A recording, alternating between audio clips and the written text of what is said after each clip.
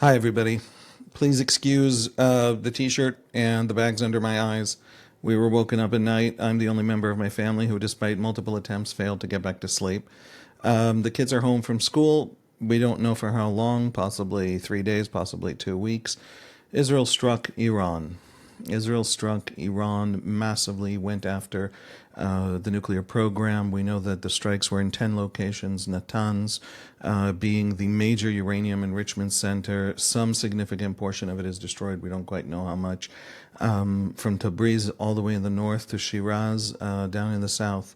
A huge campaign, 200 planes, cruise missiles fired from Iraqi airspace.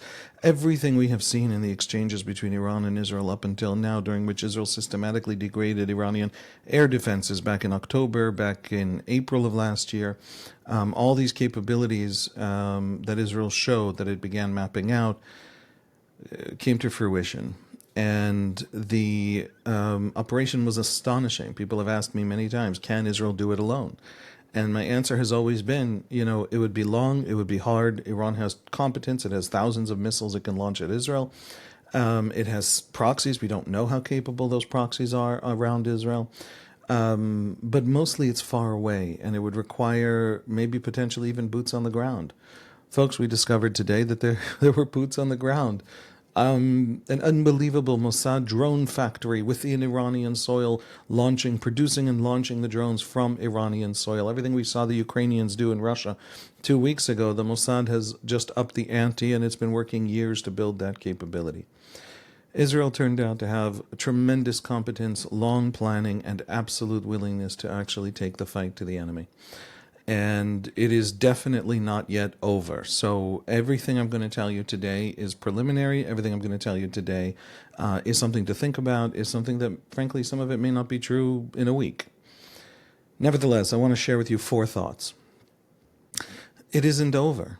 Fordo, one of the really major facilities that are also hardest for Israeli ordnance to penetrate, has not yet been hit. We don't know if it will be. We don't know what kind of capabilities Israel has.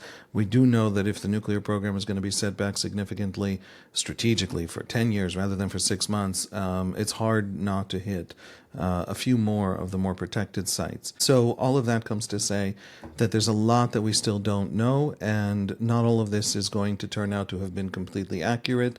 The enemy gets a big say in what happens in war. The enemy has also been preparing, presumably, although the incompetence of this enemy so far has surprised us. That might be a good thing, and it might just be a timing thing. They might be caught on their back feet, and they might recover, and we might actually face a much more significant Iranian response. I want to share with you 4 thoughts, and these are thoughts that I think some of them may turn out to have been slightly incorrect, but I think that they will basically turn out to be true and will carry us through however long this goes and however it ends up. My first thought is the astonishing brazenness, the unbelievable competence of the Mossad, of the Air Force, of various other units that have been involved in doing this, of the Israeli security forces, and the fundamental strategy. All of these things are a function, ironically, paradoxically, of Israeli humility, of a special kind of new Israeli consciousness that I want to talk about, because it matters to understanding Israel. 20 months ago, I argued that a new Israel was born on October 7 that will not stop before the fight comes to Iran. So far, just about everything I have said has turned out to be absolutely correct in terms of how this Israeli consciousness has played out on the regional stage. The second point I want to mention is I was nevertheless wrong about one very critical factor, which was Benjamin Netanyahu. I have been arguing for almost 20 months, not so much at the beginning, but certainly by the spring of last year, that he is a politician who always chooses the path of least resistance, and was probably, potentially, I fear, not actually capable of seeing through the kind of war to demolish these Islamist ideologies and ideologues and regimes around us that seek our destruction. Israel was a country unified, capable, willing, and strong, and we were led by someone who was not. I was wrong. He understood the strength of his people, the resilience of this people, He understood our willingness to take this fight to the enemy. He understood that Israelis understand that the Iranian nuclear program has to be removed because on October 7 we learned that our enemies are not deterrable when they have these ideologies of redemption. They're willing to destroy their own polities in order to destroy us. He, in this moment, showed that he was what we needed him to be. And that's something I have to say, and I owe him, and I owe Israel, and I owe just myself, to say out loud and clearly, because it is something I personally, and we know many Israelis as well, have doubted up until now. I have never been happier to be wrong. This mattered. This is the moment that mattered. And he was up to it. Point 3, Iran's incompetence, and I'm going to get back to this, has a reason. Has a deep source. And it's the same source for Russia's incompetence in the war with Ukraine. And it's generally the same source for just about all of our enemies. It's why we keep winning. I don't know if God sits up in heaven and decides who to give victory to in each battle.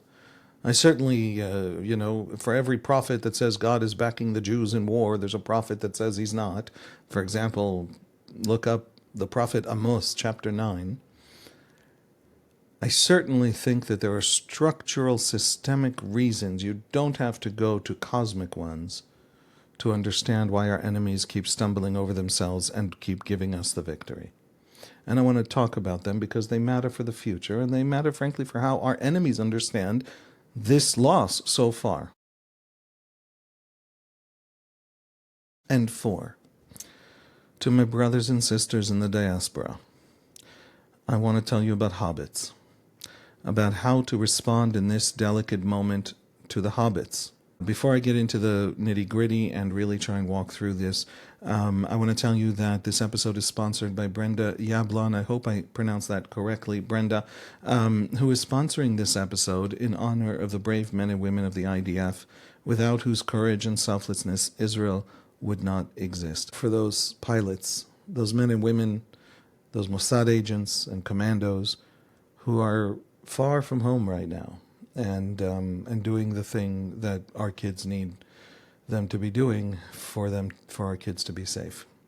I think about them a lot. So let's get into it. The Israeli strike was unexpected.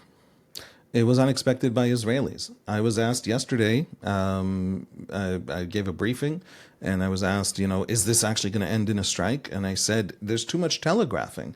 Everyone was saying that we were going to strike. That's not how you do a strike. So my guess is this was leverage. This was an attempt to pressure Iran ahead of the 6th round of talks that was going to take place in Oman today, Friday, the 13th of June. It turned out to be the opposite. It turned out that the tension between Trump and Netanyahu was the show. And in fact, everything was in place for the Israeli strike, and the Americans were in on it. That makes sense. Even if the Americans don't want Israel to do it, and even if the Americans don't join Israel in doing it, Israel can't do it without the Americans knowing. Israel might be able to sneak up on Iran with its air force, without Iran being aware of it over Iraqi airspace. But Israel can't traverse Iraqi airspace without CENTCOM knowing it. So that coordination needed to be there, and it turns out that it was. But nevertheless, it surprised us all. There had been talk of such a strike on and off for well over a decade, and so why I think this was different. But the truth is, this was different. And I want to explain why this was different and why it happened now. And this is something I've been arguing for 20 months, but I want to reiterate that argument. I've made it elsewhere, other podcasts, articles. I want to clarify this argument because I think it explains a lot of the Israeli mind. If you like Israel, great, you should know this. If you don't like Israel, you need to know this about what Israelis think is happening. There is a new Israeli consciousness, and it has already been responsible for the dismantling of Hezbollah as a strategic actor, for the downfall of the Assad regime, for the humbling repeatedly of the Ayatollahs. And it's a consciousness that is actually born not in bravado, not in self-confidence, but the opposite, in a deep humility. And it's a humility that flows from October 7. What happened to Israelis on October 7? We thought we understood the enemy. We thought we understood that the enemy was deterred, that the enemy was contained, that the enemy was afraid of our firepower. But Hamas in Gaza had built 500 kilometers of tunnels in a 25-kilometer territory, precisely because it was not deterred by our firepower. It counted on our firepower.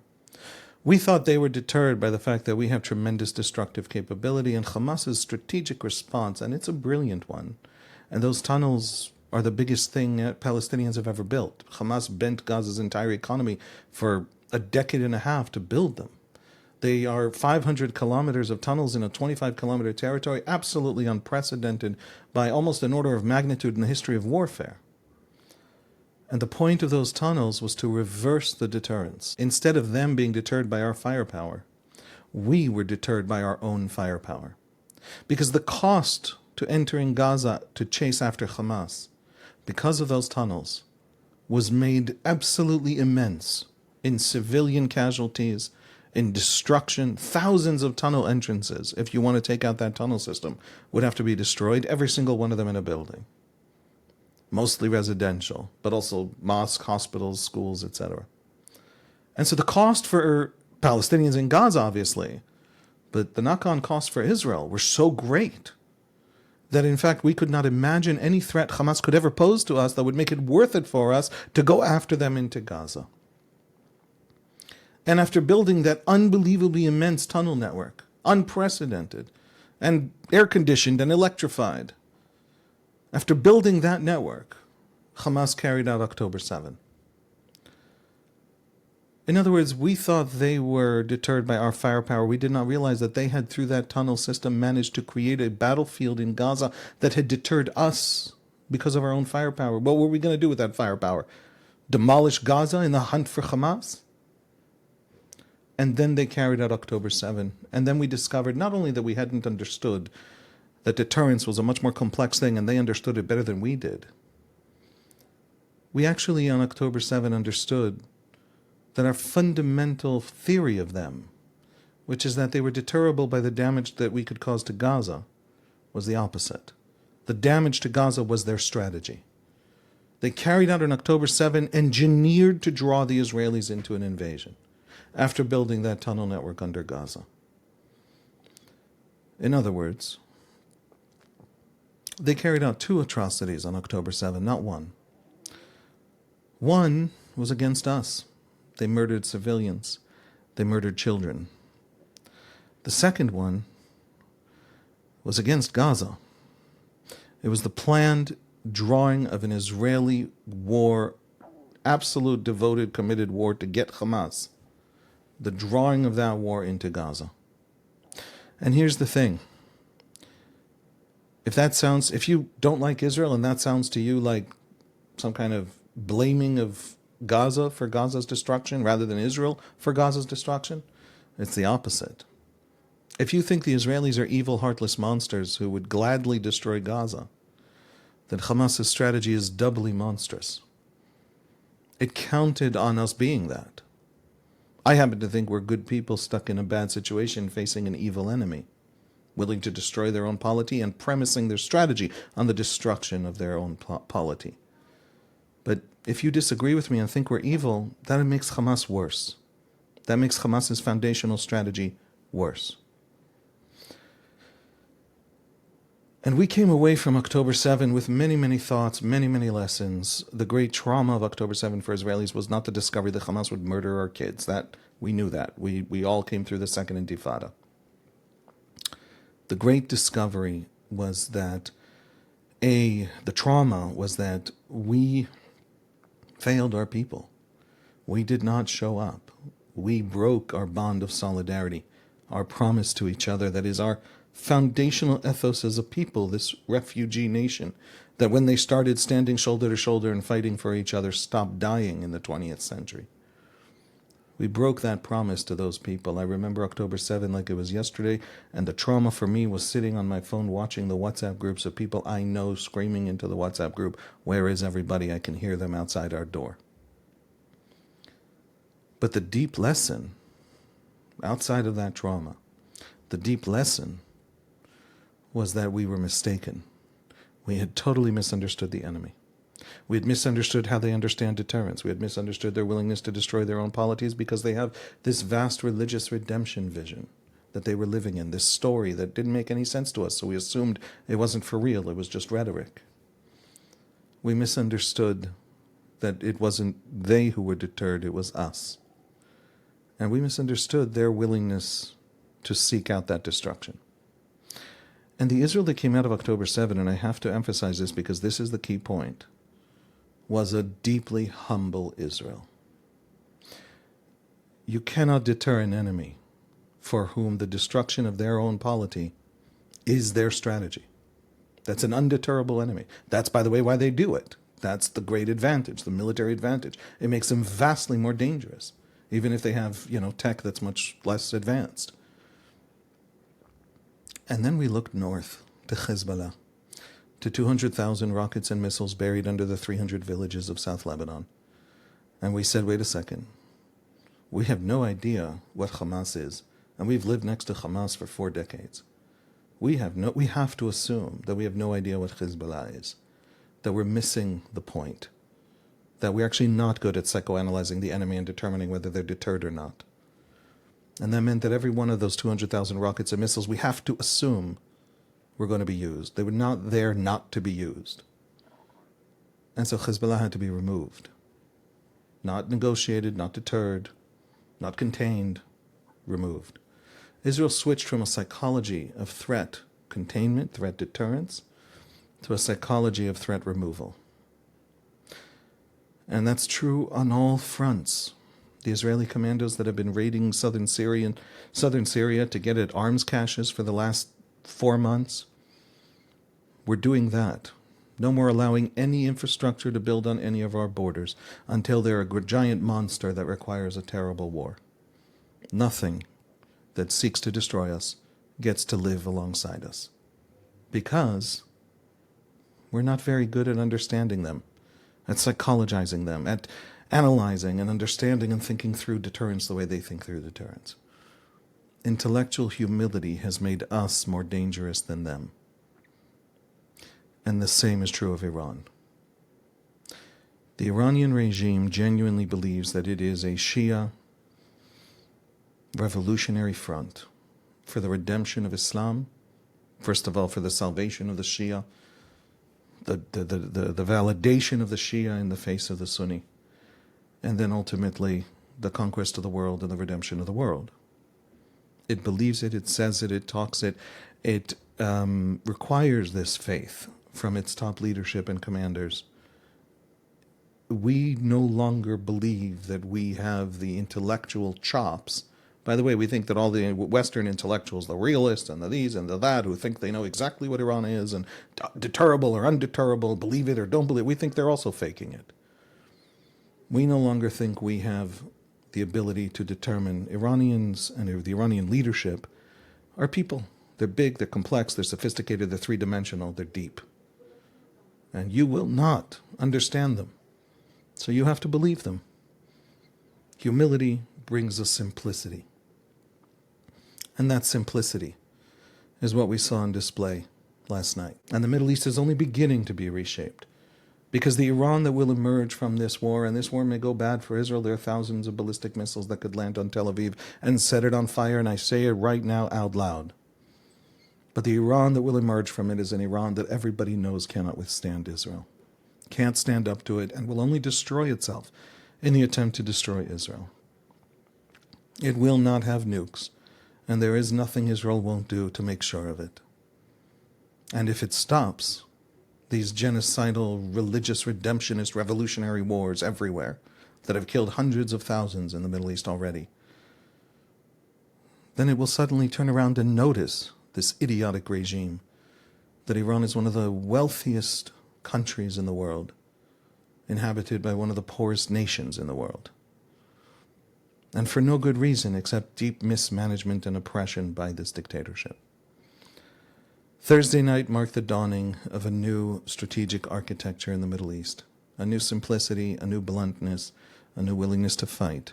It has been building up for 20 months. It was there right after October 7, and it will be there for years to come. And it has changed everything. And now I want to dive a little bit deeper into Iran's incompetence. Because I think Iran's incompetence, their constant obsession with Israel's death, their willingness to sacrifice a double-digit percentage of their GDP over a generation on the destruction of a country they have no interest in and no borders with, and their deep, profound incompetence as a regime, I want to suggest that those are, in fact, deeply linked. Wanting to destroy us, that's a general rule of our enemies, is a good indicator that you are the sort of entity or organization, state, that can't actually destroy us. The very desire is a signal of the weakness that will prevent you from being able to do so. Tonight showed how incompetent and inept Iran has become under this authoritarian theocracy. I did not expect the attack, that's true. But Iran should have. Iran should have. It should have noticed that its air defenses were gone. It should have noticed that Netanyahu was chomping at the bit. It should have noticed that Trump was saying, I don't know if they'll attack. It should at least have secured its top leadership. The entire leadership of the IRGC Air Force was taken out in a single hit. That was made possible by the fact that they refused to notice that they were actually utterly defenseless, and rendered that way by Israel very easily back in October. Their nuclear sites are exposed to us, the ones that are not deeply buried under a mountain like Fordo. And their military bases are being shattered. And a Mossad operation from within Iranian territory took out a huge amount of their ability to respond with ballistic missiles. And all of that was something they could have looked at the Ukrainian attack in Russia and said to themselves, wait a second, if Ukraine can do that to Russia, what are the chances Israel can't do it to us? But they didn't, because they're incompetent. Ukraine should not be doing as well as it's doing against Russia. It's a quarter the size in population. Israel is a tenth the population of Iran. And it has not only held Iran at bay, in fact shattered the Iranian proxy system, it has done so, I submit, fairly easily. It has not yet used the full might of all of its firepower because it's backed against a wall, lashing out desperately. And I think that the reason is democracy. Now, there have been democracies crushed by dictatorships. In World War II, the Nazis went after the French. I want to make a specific point, not just generalized point, that no democracy can ever fall in a war against a dictatorship. But in the present day, if you have a regime that's anti-West, if you have a regime that's obsessed with its own ideology of its own self-importance, that doesn't have the feedback mechanisms. One of the things the Russian army discovered after invading Ukraine was that a great many of the tanks that it thought it had on paper didn't have fuel and didn't have spare parts. And so they were there on paper, but in fact so much of the money of the military had disappeared into corruption. Well, the feedback loops that democracies automatically build into these kinds of institutions prevent that. When the Ukrainians said we have a tank, they actually had a tank with all of the supply chain required to have that tank. And so it turned out that this vast Russian military on paper was a much smaller and less competent military in the actual field. That's a democracy difference. It also turns out that there are more fundamental differences between democracies and dictatorships. Solidarity. I have 4 kids. I'm going to send my kids to the Israeli military when they are old enough. The oldest is 14. I have about 3.5 years before my oldest son is a soldier. I'm not sending them to the state to become a soldier to defend the state because I have some desperate loyalty to the state to the point where I'm willing to sacrifice my kids. The state exists to protect my kids. My kids don't exist to protect the state. So why am I sending them to the army? An army that, by the way, unlike, the Australian army or forgive me, Australians, I like you, but, your army doesn't fight a whole lot of wars. Unlike the Belgian army, doesn't actually will have to potentially go into harm's way. And the simple answer is because right now a lot of other Israelis have their kids in the army, protecting my kids. And when I was a young man, I was in the army protecting other people's young kids.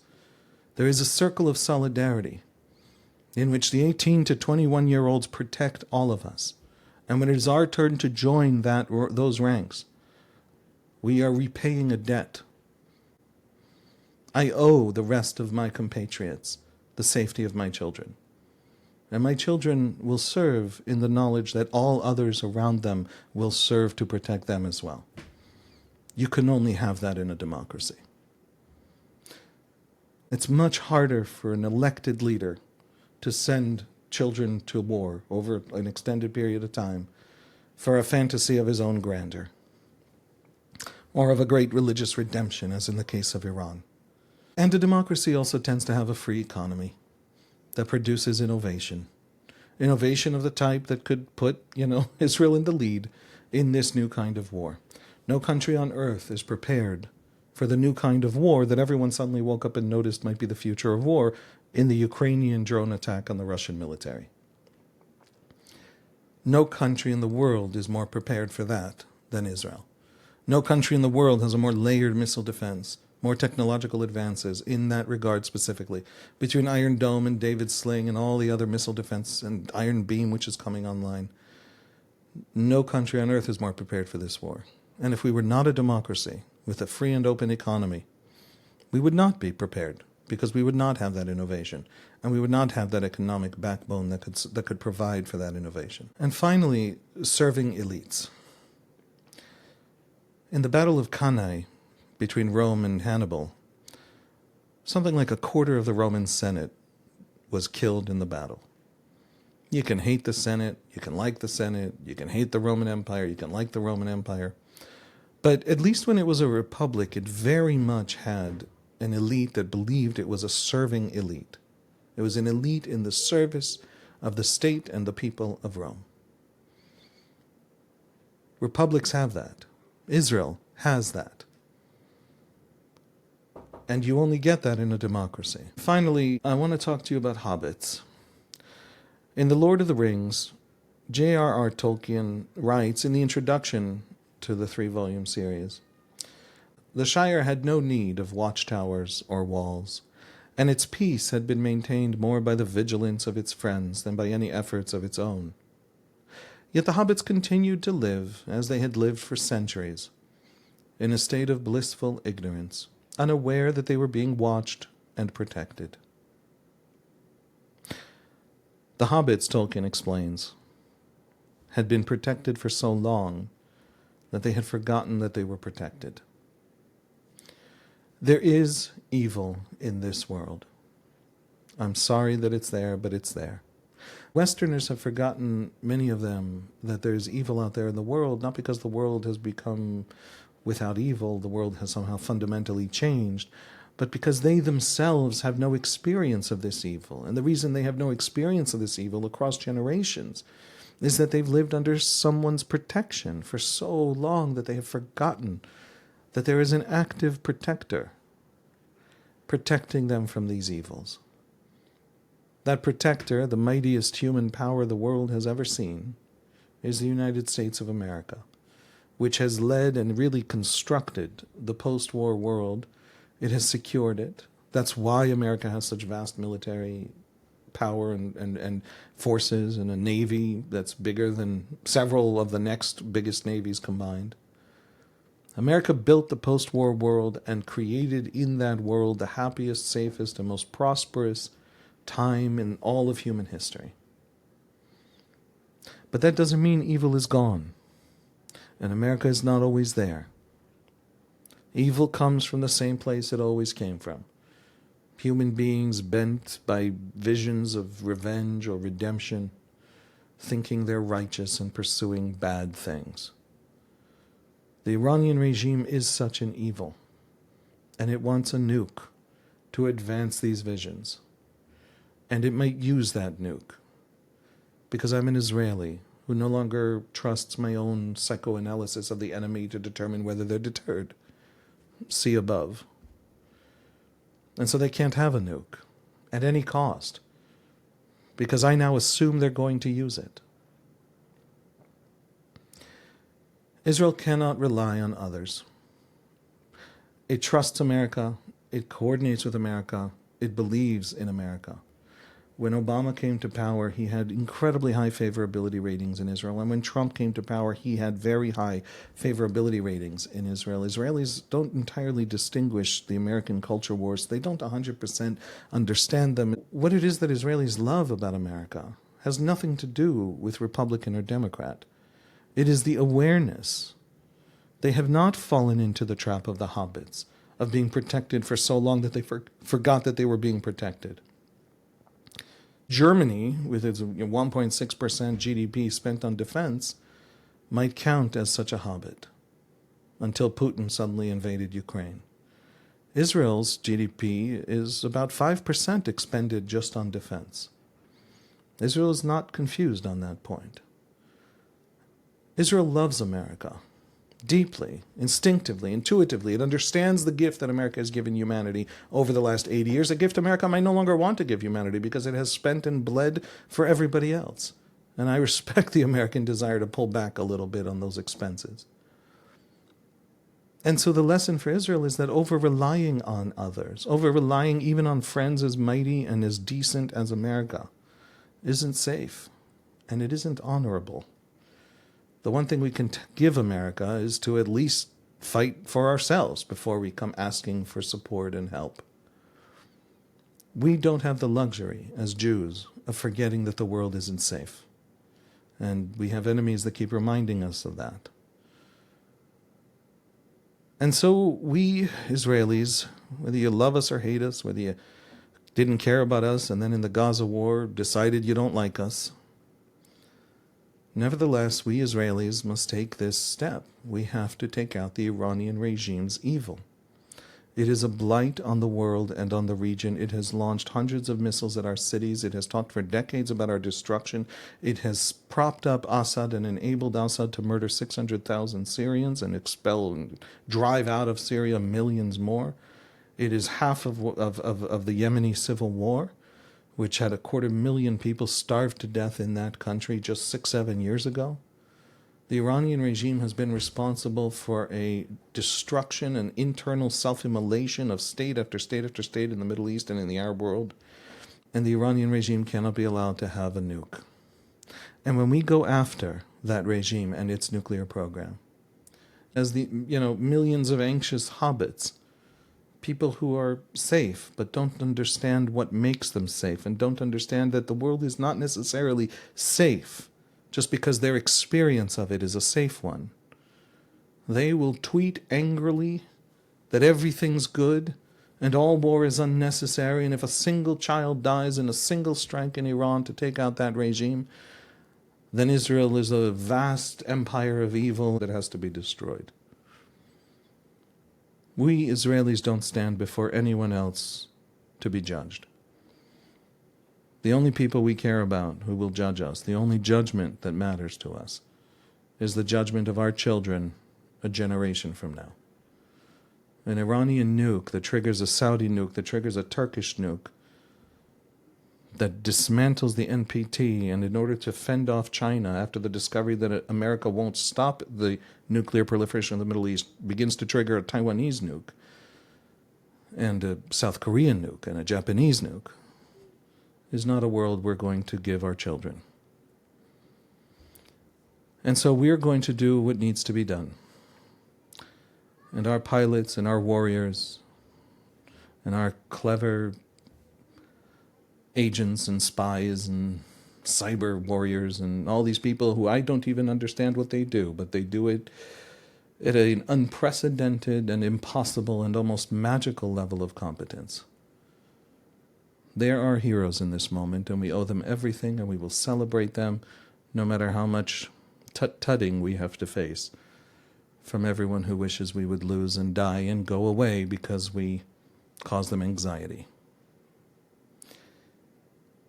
In Dvarim, Deuteronomy, the Bible commands the priests to speak to the people before they go to war and to remind them not to be afraid. And the priest is told to say the following words: Shema Yisrael, atem krevim hayom lamilchama al oivechem, al yerach levavchem, al tir'u ve'al tachpezu ve'al te'artzu mipneihem, כי אדוני אלוהיכם ההולך עמכם להילחם לכם עם אויביכם, להושיע אתכם. Hear, O Israel, today you approach battle against your foes. Let not your heart be faint, do not be afraid, do not panic, and do not cower before them. For the Lord your God is the one who goes with you to fight for you against your enemies, to deliver you. In the Yemeni Jewish prayer book, there's a special prayer that I want to add because it specifically talks about captives, about hostages. Our hostages still remain in captivity. Hashev banenu migvul oyev, ten tikva lashvuim, ushiba nechocha lanilchamim, tehi tfilatenu lefanecha lerachamim uleratzon. Return our sons from the enemy's border, grant hope to the captives, and bring the warriors home in safety. May our prayer stand before you for mercy and acceptance. Thank you for listening. I hope this goes well. I hope it goes fast. And I hope there's a new dawn for Iran, free from the shackles of a regime whose only success in 4 decades is the oppression of its own people. At everything else it has failed.